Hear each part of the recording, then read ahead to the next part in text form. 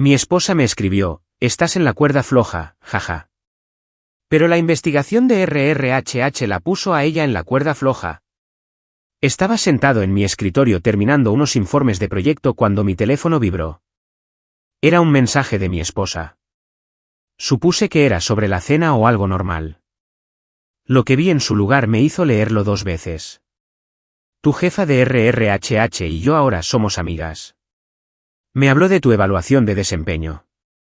Estás en la cuerda floja, jaja. Me quedé mirando la pantalla. Mi primer pensamiento fue simple, ¿cómo sabe ella algo sobre mi evaluación de desempeño? Esa información es confidencial. La política de la empresa es muy clara al respecto. Nadie fuera del departamento debería tener acceso a eso, especialmente el cónyuge de alguien. Mi segundo pensamiento fue más oscuro, cree que esto es gracioso. Mantuve mi respuesta corta, gracias por la información. Probablemente esperaba que la llamara de inmediato, enfadado o a la defensiva. Eso es lo que el antiguo yo habría hecho. Pero he aprendido algo con los años, cuando alguien te entrega pruebas de su propia mala conducta, no las desperdicias en una discusión. Las usas. Hice una captura de pantalla del mensaje. Luego lo reenvié a mi correo electrónico personal. Y después lo guardé en 3 lugares diferentes. Esto no era solo mi esposa siendo entrometida. Era una grave violación de la ética profesional. Y alguien en mi empresa acababa de violar los protocolos de confidencialidad. Déjenme retroceder un poco. Mi esposa y yo habíamos tenido problemas durante un tiempo. Nada dramático, solo un lento distanciamiento. Había estado pasando más tiempo con sus amigas, saliendo más a menudo, llegando a casa más tarde. Yo trabajaba muchas horas en gestión de operaciones para una empresa de logística. Nada glamuroso, pero pagaba las facturas y tenía buenos beneficios.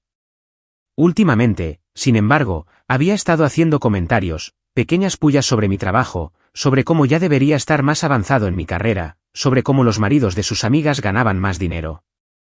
Ignoré la mayoría, pero esto era diferente. No solo cruzó una línea. Presumió de ello. Volví a mirar el mensaje. El nombre de la jefa de RRHH es Patricia Brennan. La había visto un par de veces. Profesional, correcta, nunca me dio ninguna razón para pensar que discutiría información de los empleados con extraños. Así que, o mi esposa estaba mintiendo, o algo muy malo había sucedido. Pensé en confrontar a Patricia directamente, pero me pareció una mala jugada. Si realmente filtró información confidencial, ir a verla primero solo le daría tiempo para encubrirlo o inventar alguna excusa. No, esto tenía que ir más arriba. Abrí el directorio de mi empresa y encontré el contacto del Departamento de Ética y Legal Corporativo. Nunca lo había usado antes, pero todos los manuales del empleado lo mencionan. Está ahí para situaciones exactamente como esta, violaciones de la política de la empresa, preocupaciones éticas, brechas de confidencialidad. Empecé a escribir un correo electrónico. Lo mantuve factual, profesional y adjunté la captura de pantalla. Me dirijo a ustedes para informar de una posible violación de la confidencialidad con respecto a mis registros de empleo. Esta tarde, recibí un mensaje de texto de mi cónyuge indicando que ha obtenido información sobre mi evaluación de desempeño de nuestra jefa de RRHH, Patricia Brennan. Esta información es confidencial y no debería haber sido compartida con terceros. He adjuntado documentación de esta comunicación. Solicito una investigación formal sobre cómo se accedió y se divulgó esta información. Por favor, avísenme de los próximos pasos. Lo leí 3 veces antes de darle a enviar. Mi mano se detuvo sobre el botón por un segundo. Una vez que hiciera esto, no habría vuelta atrás. Esto ya no era solo sobre el trabajo. También era sobre mi matrimonio. Le di a enviar. En 20 minutos, recibí una respuesta automática confirmando la recepción. Luego, 10 minutos después, una respuesta de un ser humano real de alguien del departamento legal llamado Howard Klein. Me agradeció por llamar su atención sobre el asunto y dijo que alguien se pondría en contacto conmigo a primera hora de la mañana siguiente para discutir el asunto más a fondo. Guardé mi teléfono e intenté concentrarme en el trabajo, pero mi mente no paraba de divagar. ¿Por qué haría esto mi esposa? ¿Qué intentaba conseguir? ¿Intentaba intimidarme, controlarme o simplemente demostrar que tenía algún tipo de poder? Y más importante, ¿cómo convenció a Patricia Brennan de violar la política de la empresa? Esa noche en casa fue tensa. Me preguntó por mi día como si nada hubiera pasado. Le di respuestas genéricas. Parecía satisfecha consigo misma, como si hubiera ganado algo. No mencioné el mensaje. No le di ninguna indicación de que hubiera hecho algo al respecto. Dejé que pensara que se había salido con la suya, porque mañana todo iba a cambiar. A la mañana siguiente, llegué temprano a la oficina. A las 8:30 en punto, sonó mi teléfono. Era Howard Klein del departamento legal. Buenos días. He revisado su queja de ayer. Es un asunto serio. ¿Puede venir a la sala de conferencias del 5º piso a las 10? Necesitaremos discutir esto en detalle. Allí estaré, dije. Traiga cualquier documentación adicional que tenga. Mensajes de texto, correos electrónicos, cualquier cosa que pueda ser relevante. Llegué 15 minutos antes. Howard ya estaba allí, junto con alguien de ética corporativa llamada Lillian Foster. Ambos rondaban los 40, eran agudos, profesionales, el tipo de gente que no pierde el tiempo. Howard fue directo al grano. Explíquenos exactamente qué pasó. Les mostré el mensaje de texto. Les expliqué que nunca había discutido mi evaluación de desempeño con mi esposa. Señalé que la información a la que ella se refería solo podría haber venido de alguien con acceso a registros confidenciales de empleados. Lillian tomó notas. ¿Su esposa conocía a Patricia Brennan de antes? No que yo sepa. Apenas he interactuado con Patricia yo mismo. Quizás 3 o 4 veces en total desde que empezó hace 8 meses. Howard se reclinó. Esto es lo que me preocupa. Su esposa mencionó específicamente ser amiga de la jefa de RRHH. Eso sugiere una comunicación continua, no un desliz de una sola vez. Si Patricia compartió esta información voluntariamente, es una ofensa que merece el despido. Si su esposa la obtuvo mediante coacción o engaño, eso es potencialmente aún peor. Hay algo más, dije.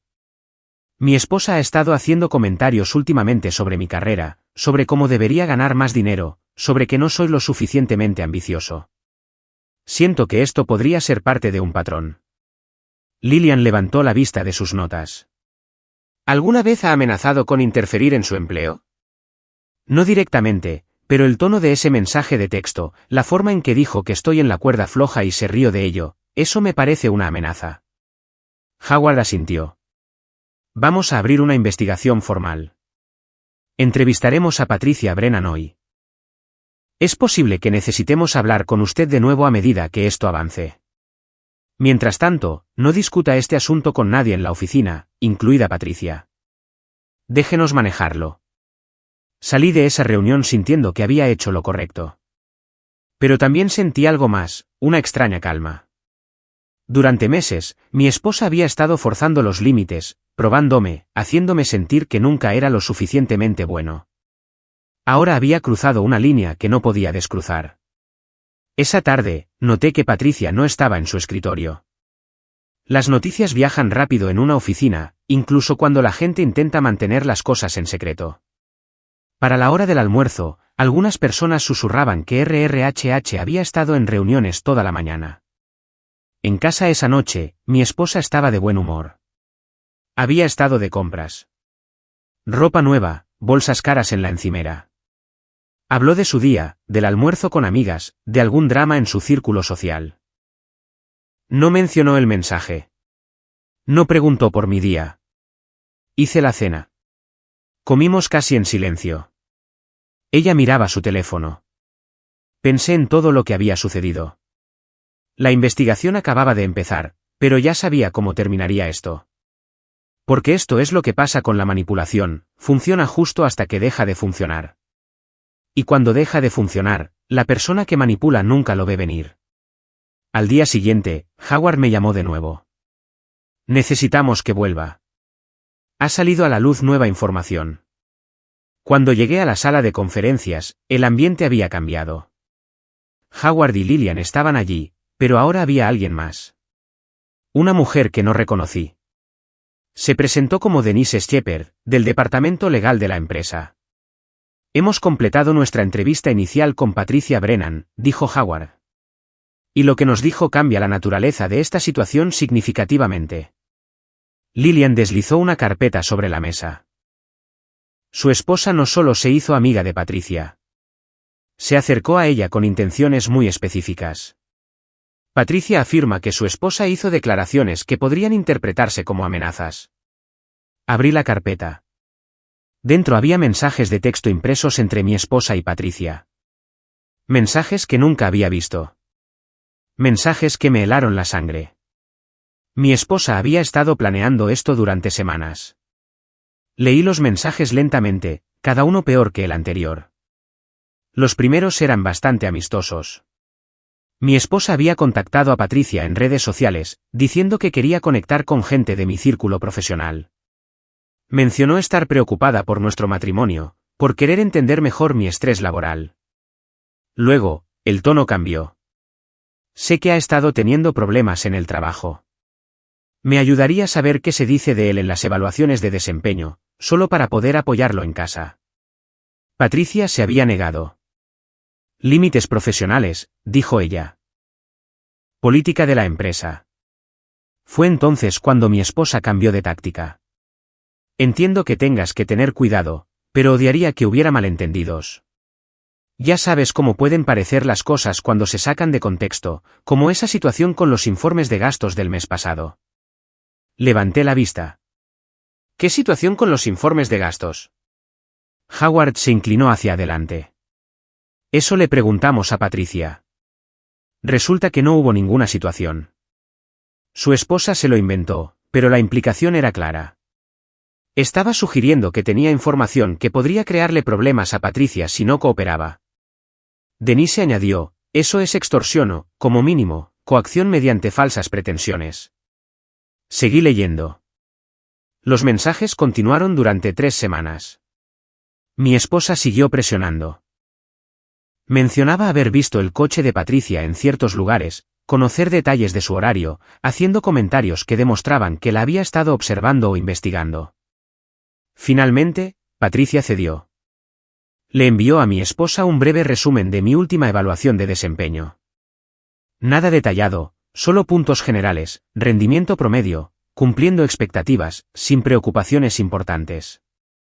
Eso fue lo que mi esposa usó para enviarme ese mensaje, para decirme que estaba en la cuerda floja. Había tomado una retroalimentación normal y la había usado como un arma. ¿Por qué haría esto?, pregunté, aunque una parte de mí ya lo sabía. Lillian cerró su cuaderno. Le preguntamos lo mismo a Patricia. Dijo que su esposa le contó que estaba tratando de reunir pruebas para un divorcio, que necesitaba demostrar que usted estaba fracasando profesionalmente para fortalecer su caso de pensión alimenticia y división de bienes. Ahí estaba. La verdadera razón detrás de todo. No intentaba ayudarme. Ni siquiera intentaba herirme por rabia. Estaba construyendo un caso. Quería pintarme como un incompetente, como alguien con dificultades en su carrera, como alguien que no podía proveer. Y trató de manipular a mi propio departamento de RRHH para que la ayudara a hacerlo. Howard habló con cuidado. Esto nos pone en una posición difícil. Patricia violó la política de la empresa al compartir su información. Eso es motivo claro de despido. Pero lo hizo bajo coacción, con lo que ella creía que eran amenazas contra su propio empleo. ¿Qué pasa ahora?, pregunté. Estamos suspendiendo a Patricia mientras se investiga más a fondo. En cuanto a su esposa, no es nuestra empleada, así que no podemos tomar medidas directas contra ella, pero ciertamente podemos documentar esto para cualquier procedimiento legal que decida seguir, y estamos obligados a informar del intento de extorsión a nuestro equipo legal. Denise sacó otro documento. También le recomendamos que hable con un abogado sobre su matrimonio. Lo que hizo su esposa aquí demuestra un patrón de comportamiento manipulador y potencial fraude. Esos mensajes de texto, la coacción, las declaraciones falsas sobre Patricia. Todo eso podría ser relevante en un proceso de divorcio. Salí de esa reunión con copias de todo. Los mensajes, las declaraciones, la cronología de los hechos. Me senté en mi coche durante 20 minutos, procesándolo todo. Sabía que las cosas iban mal. Sabía que ella era infeliz. Pero esto era calculado. Esto fue planeado. No había actuado por emoción o frustración. Construyó una estrategia para destruir mi reputación profesional para poder beneficiarse de divorciarse de mí. Esa tarde, me detuve en un bufete de abogados de camino a casa. El abogado, un tipo llamado Russell Tate, escuchó todo. Miró los documentos que traje. Esto es un caso de libro de abuso financiero y manipulación, dijo. Estaba intentando crear pruebas falsas de inestabilidad profesional. Si hubiera tenido éxito, podría haber argumentado que usted era un mal proveedor, que se había visto obligada a soportar dificultades financieras, que merecía una parte mayor de los bienes y un apoyo continuo. ¿Podemos usar esto en un divorcio? Absolutamente. Esto demuestra una intención maliciosa. Muestra que estaba planeando terminar el matrimonio mientras intentaba activamente sabotear su potencial de ingresos. Eso va a influir mucho en cualquier negociación de acuerdo. Lo contraté en el acto. Cuando llegué a casa esa noche, mi esposa estaba viendo la televisión. Levantó la vista cuando entré. «Llegas tarde», dijo. Tenía algunas cosas que hacer. Cosas del trabajo, algo así. Volvió a su programa. Fui al dormitorio y empecé a revisar nuestros documentos financieros, extractos bancarios, facturas de tarjetas de crédito, cuentas conjuntas. Necesitaba saber exactamente qué teníamos y dónde estaba todo. Porque esto ya no se trataba solo de que ella intentara controlar mi carrera. Se trataba de protegerme de alguien que había demostrado que estaba dispuesta a mentir, manipular y destruir para conseguir lo que quería. Y no iba a permitir que eso sucediera. La investigación en el trabajo avanzó más rápido de lo que esperaba. A finales de la semana, Howard me llamó a otra reunión. Patricia Brennan había sido despedida. Las pruebas eran abrumadoras. Había violado los protocolos de confidencialidad, compartido información protegida de los empleados y no había informado de lo que claramente entendía que era una coacción. La empresa no tuvo otra opción. Pero no era por eso que Howard quería verme. Durante nuestras entrevistas extendidas con Patricia, salió más información, dijo. Su esposa la contactó varias veces más allá de lo que descubrimos inicialmente, y las cosas que dijo pintan un cuadro muy preocupante. Me mostró mensajes adicionales que Patricia, al principio, se había sentido demasiado avergonzada para compartir. En un intercambio, mi esposa había escrito, él cree que lo está haciendo bien, pero ambos sabemos que apenas se mantiene a flote.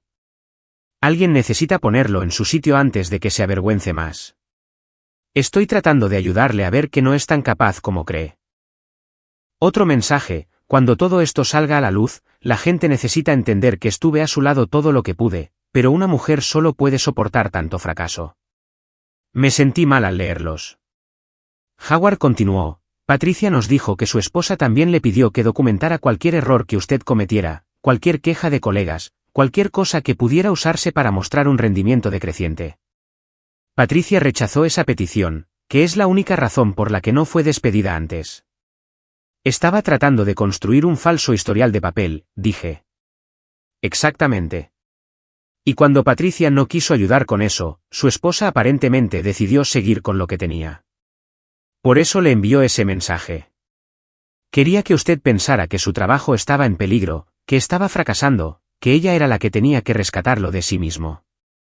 Lillian añadió, también hemos descubierto que su esposa contactó a 2 de sus colegas en LinkedIn.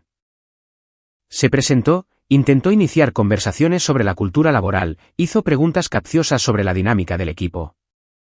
Creemos que estaba buscando información que pudiera usar. ¿Mis colegas? ¿Había ido a por mis colegas? ¿Quiénes? Pregunté. Brice Chandler y Nina Walsh. Ambos se negaron a participar más allá de las cortesías básicas.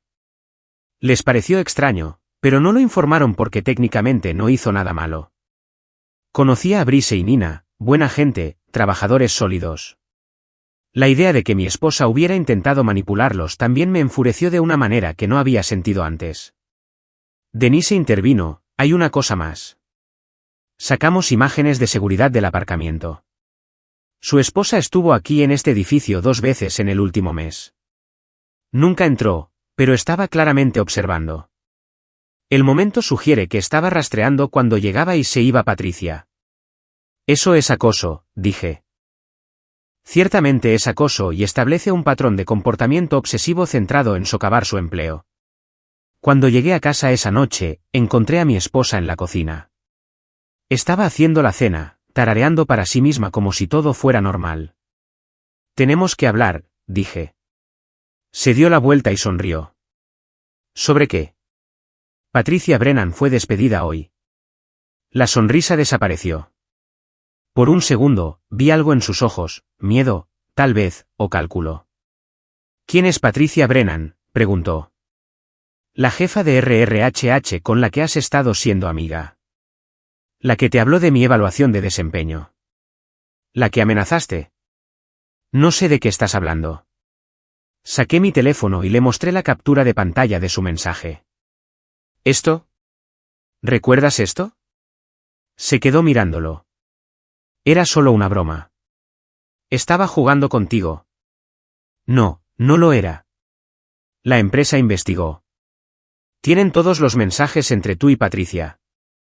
Saben lo que hiciste. Saben que intentaste coaccionarla para que te diera información confidencial. Saben que hiciste afirmaciones falsas sobre informes de gastos. Saben que la acosaste en el aparcamiento. Su rostro cambió. La máscara se cayó. ¿Me denunciaste a tu empresa? ¿Hablas en serio? Intentaste sabotear mi carrera. Amenazaste a alguien en mi lugar de trabajo. ¿Qué pensabas que pasaría? Estaba tratando de ayudarte. Eres demasiado orgulloso para ver que estás teniendo dificultades. Así que tuve que averiguar por mí misma lo que estaba pasando. ¿Extorsionando a mi jefa de RRHH? ¿Intentando construir un caso falso de que estoy fracasando en mi trabajo? Dio un paso atrás. ¿No lo entiendes? Lo entiendo perfectamente. Querías pruebas para un divorcio. Querías hacer parecer que era un incompetente para poder llevarte más en el acuerdo. Patricia les contó todo, incluida la parte en la que dijiste que necesitabas pruebas de que era un fracaso. El silencio que siguió fue pesado. Probó un enfoque diferente. Empezaron a formarse lágrimas. Lo siento. Cometí errores. Tenía miedo por nuestro futuro. Solo quería saber qué estaba pasando. ¿No podemos arreglar esto? No, dije. No podemos. Ya he contactado a un abogado de divorcios. Recibirás los papeles la próxima semana. Las lágrimas se detuvieron de inmediato. No puedes hacer eso. Ya lo hice. Y todo lo que has hecho, todos esos mensajes, la coacción, el acoso, todo va a ser parte de la demanda de divorcio. Intentaste destruir mi reputación y mi carrera. Eso tiene consecuencias. Cogió su teléfono y empezó a teclear furiosamente, probablemente enviando mensajes a sus amigos, a su familia, tratando de adelantarse a la narrativa, tratando de presentar esto como si yo fuera el irrazonable. Pero ya no importaba. Tenía documentación. Tenía testigos. Tenía pruebas de su intento sistemático de manipular y controlar. Levantó la vista de su teléfono. Todo el mundo va a saber que eres tú el que abandonó este matrimonio. No, dije con calma. Todo el mundo va a saber que intentaste sabotear la carrera de tu marido por dinero. Hay una diferencia. Caminé hacia el dormitorio y cerré la puerta. Podía oírla al teléfono en la sala de estar, su voz subiendo y bajando mientras contaba su versión de los hechos a quien quisiera escuchar. Dejé que hablara. La verdad estaba documentada, con fecha y hora, y respaldada en múltiples ubicaciones. Y la verdad iba a costarle todo. Los días siguientes fueron un caos. Mi esposa lo intentó todo. Pasó de estar enfadada a disculparse y a victimizarse, ciclando a través de las emociones como si estuviera leyendo un guión. Nada de eso funcionó. Russell Tate, mi abogado, se movió rápidamente. Solicitamos el divorcio por diferencias irreconciliables. Pero adjuntamos una documentación completa de sus intentos de interferir en mi empleo. Cada mensaje, cada cronología, cada declaración de testigos de la investigación de la empresa. Esto es una ventaja, explicó Russell. No puede alegar dificultades financieras ni pedir un apoyo excesivo cuando podemos demostrar que intentó activamente sabotear sus ingresos. El tribunal no verá eso con buenos ojos. Mi esposa contrató a su propio abogado, un tipo llamado Gregory Walsh, que tenía fama de ser agresivo. Le envió a Russell una carta exigiendo que retirara la petición de divorcio y aceptara terapia de pareja. Russell se rió al leerla. No tienen nada. Es pura fachada. En el trabajo, las cosas mejoraron drásticamente. La empresa quería arreglar las cosas. Mi supervisor directo, Kenneth Park, me llamó a su oficina. Te debemos una disculpa, dijo. Lo que pasó con Patricia nunca debería haber ocurrido. Hemos implementado nuevos protocolos para evitar este tipo de brechas en el futuro, y quiero que sepas que tu rendimiento siempre ha sido sólido.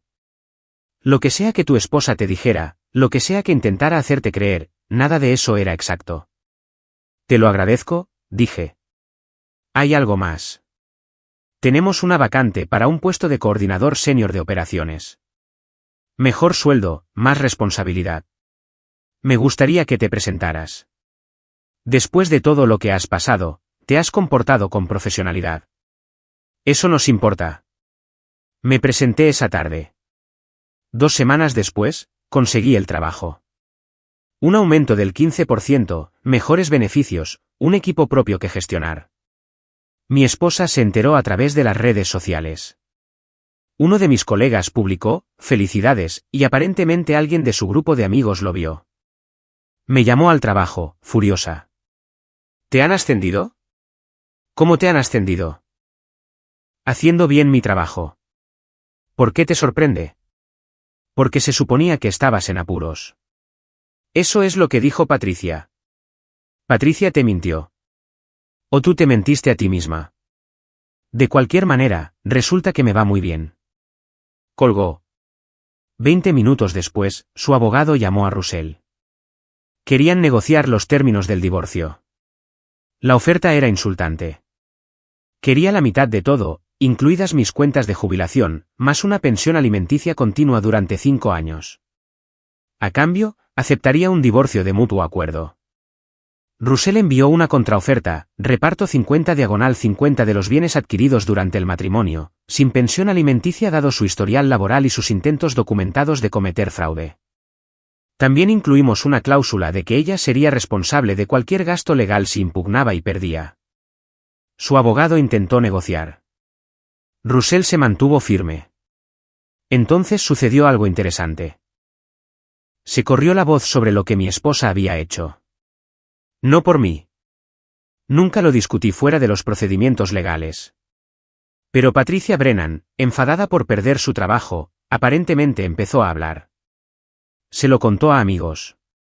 Esos amigos se lo contaron a otras personas. Un pueblo pequeño, círculos profesionales cerrados. La reputación de mi esposa comenzó a desmoronarse. Su empleador, una firma de marketing en el centro, la llamó a una reunión. Alguien les había enviado un correo electrónico anónimo describiendo la situación. Estaban preocupados por su juicio, su ética, su tendencia a la manipulación. No fue despedida, pero fue puesta en un plan de mejora del rendimiento, esencialmente en periodo de prueba. Sus amigos comenzaron a distanciarse. Nadie quiere estar asociado con alguien a quien pillaron tratando de sabotear la carrera de su cónyuge. Hizo que la gente se preguntara de qué más era capaz. Apareció en casa una noche llorando. Lágrimas sinceras esta vez, no del tipo manipulador. Todo se está desmoronando, dijo. La gente no me habla. En el trabajo me tratan como si fuera tóxica. Mi propia familia piensa que fui demasiado lejos. Fuiste demasiado lejos, dije. Intentaste destruir mi carrera porque querías un mejor acuerdo de divorcio. Eso no solo es poco ético, es potencialmente criminal. No estaba pensando con claridad. Estaba enfadada. Sentía que no me escuchabas sobre nuestros problemas. Así que decidiste cometer extorsión en lugar de tener una conversación honesta. No tuvo respuesta para eso. El divorcio va a suceder, continué.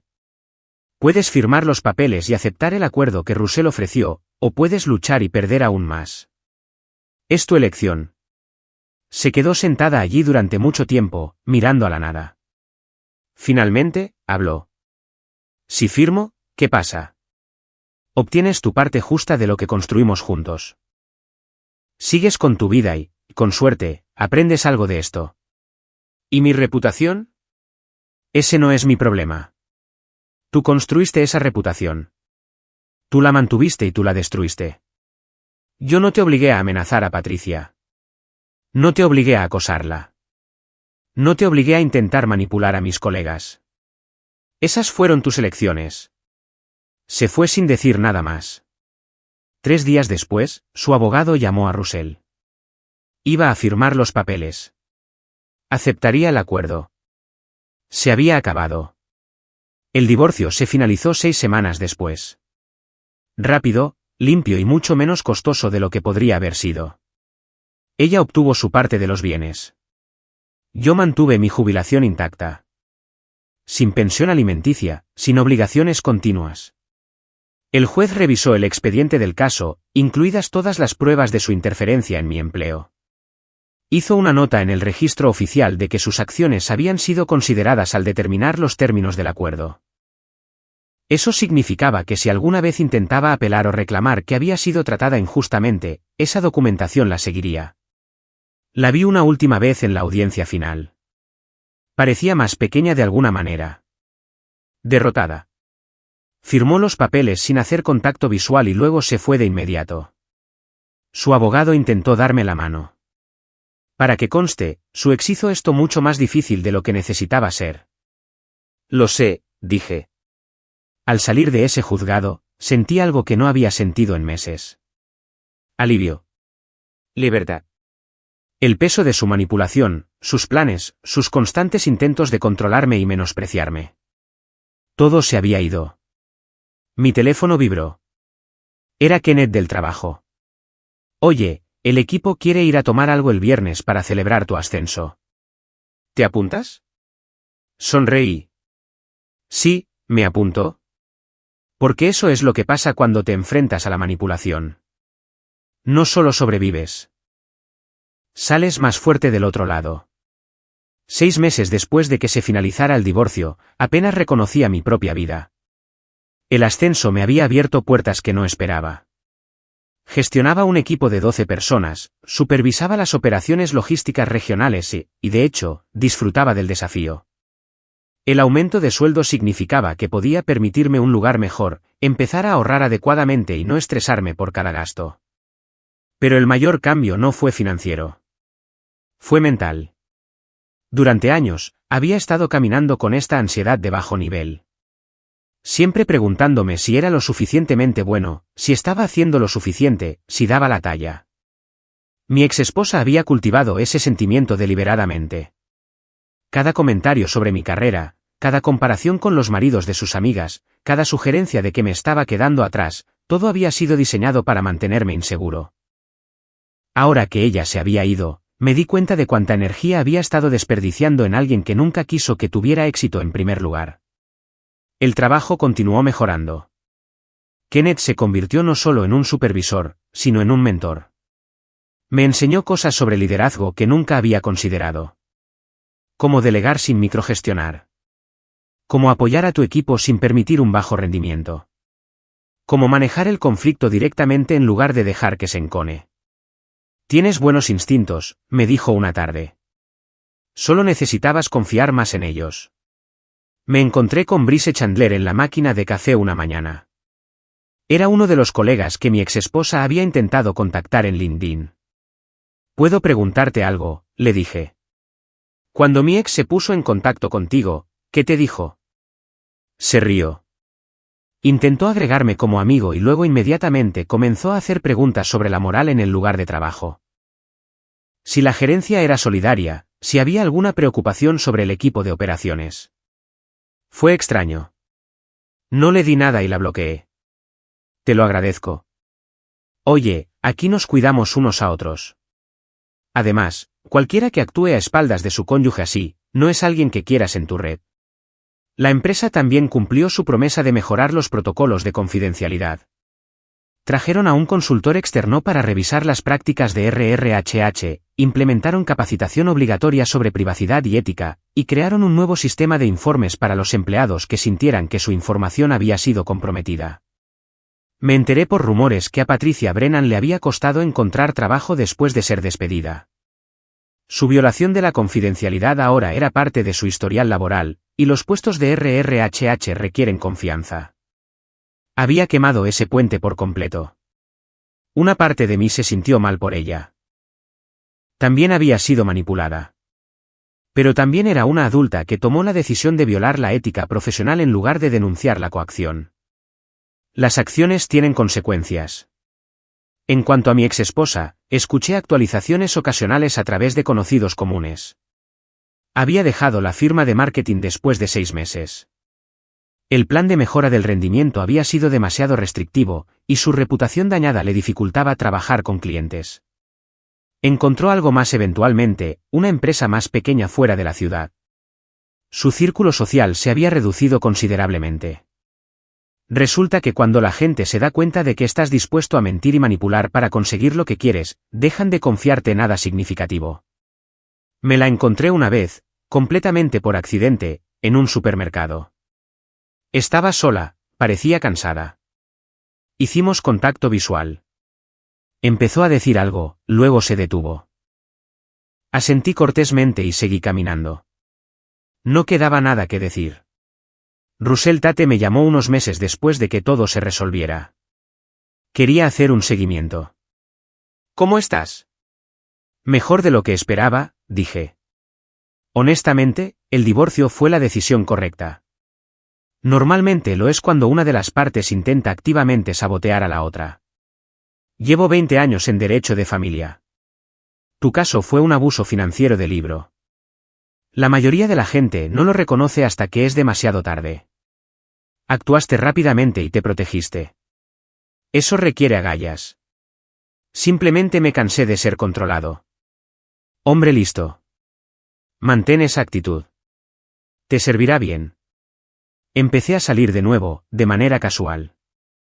Nada serio, solo volver a la escena. Fue extraño al principio, aprender a confiar de nuevo, aprender a ser yo mismo sin cuestionar constantemente cada decisión. Pero se hizo más fácil. Una noche, estaba cenando con una mujer llamada Clare Whitaker. Trabajaba en consultoría financiera, una mujer muy inteligente. Llevábamos viéndonos unas semanas. «¿Puedo preguntarte algo personal?», dijo. «Claro». Pareces cauteloso, como si siempre estuvieras esperando que pase algo malo. «¿Qué pasó?». Le conté la versión abreviada. La manipulación, la interferencia en mi trabajo, el divorcio. Escuchó con atención. Eso debe haber sido horrible. ¿Lo fue? Pero me enseñó algo importante. ¿Qué es? Que valgo más que como otra persona elige tratarme. Que mi valor no proviene de la validación de otra persona. Y que cuando la gente te muestra quiénes son a través de sus acciones, créeles a la primera. Clare sonrió. Es una buena lección que aprender. Una lección cara, pero valió la pena. Seguimos viéndonos. Sin prisas, sin presiones, solo 2 personas conociéndose. Honestamente, fue refrescante. Un año después del divorcio, obtuve otro ascenso, director de operaciones. Oficina en la esquina, reuniones del equipo directivo, influencia genuina sobre la estrategia de la empresa. El tipo de puesto que mi exesposa solía decirme que nunca alcanzaría. Kenneth me estrechó la mano el día que se anunció. Te lo has ganado. Cada ápice. Gracias por creer en mí. Yo no creí en ti. Vi cómo te lo demostrabas a ti mismo. Hay una diferencia. Esa noche, me senté en mi sala de estar, cerveza en mano, mirando las luces de la ciudad a través de la ventana. Pensé en donde había estado un año atrás. Casado con alguien que quería destruirme. Ansioso por mi trabajo, cuestionando mi propia competencia. Ahora, gestionaba operaciones importantes para una empresa exitosa. Tenía amistades genuinas con colegas que me respetaban. Estaba saliendo con alguien que me trataba como un igual. Y lo más importante, volvía a confiar en mí mismo. Mi teléfono vibró. Un mensaje de Clare. Cena mañana. Cocino yo. Sonreí y respondí. Yo llevo el vino. Porque eso es lo que pasa con la manipulación y el control. Funcionan hasta que dejan de hacerlo. Y cuando finalmente te liberas, cuando finalmente te pones de pie y te niegas a aceptar menos de lo que mereces, todo cambia. Mi exesposa intentó hacerme creer que estaba fracasando. Intentó sabotear mi carrera, destruir mi reputación y convencer a todos a mi alrededor de que era un incompetente. En cambio, se destruyó a sí misma y me liberó. Y nunca había tenido tanto éxito en mi vida. Algunas personas pasan años recuperándose de relaciones tóxicas. Yo pasé años atrapado en una. Pero una vez que salí, una vez que vi claramente lo que me habían hecho y elegí luchar, la recuperación no fue lenta. Fue inmediata, porque en realidad yo nunca había sido el problema. Ella lo era. Y ahora ella se había ido y yo estaba prosperando. Y esa fue la mejor venganza que podría haber pedido. No herirla, no hacerla sufrir, simplemente tener éxito sin ella. Simplemente ser feliz. Simplemente ser libre. Nuestra historia ha llegado a su fin. Si has llegado hasta aquí, ¿qué tal si te suscribes a nuestro canal? Nos ayuda inmensamente. He seleccionado otros 2 vídeos para ti que estoy seguro de que disfrutarás. Siéntete libre de hacer clic en ellos. Te estaré esperando en la próxima historia. Hasta pronto.